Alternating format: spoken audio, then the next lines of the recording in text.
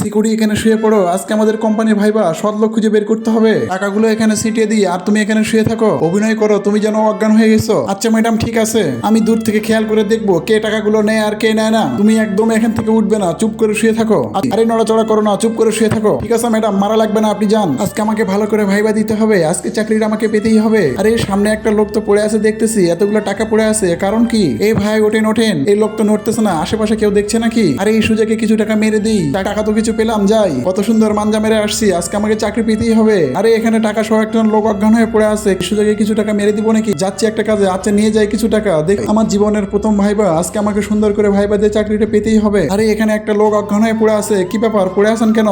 আমি রাস্তা দিয়ে হাঁটার সময় অজ্ঞান হয়ে পড়ে গেছিলাম। এই নেন নেন আপনার টাকাগুলো, এখানে সব পড়ে আছে, আপনি নেন আপনার টাকা। ম্যাডাম আপনি আপনার অনেক উপকার করলেন, টাকাগুলো ফেরত দিলেন, এই নেন 100। সিকিউরিটি দেখছো, আজকে আমাদের যোগ্য প্রার্থী আমরা পেয়ে গেছি। আপনার মাকে ভালোবাসলে ভিডিওটিতে লাইক দিয়ে চ্যানেলটা সাবস্ক্রাইব করে দেন।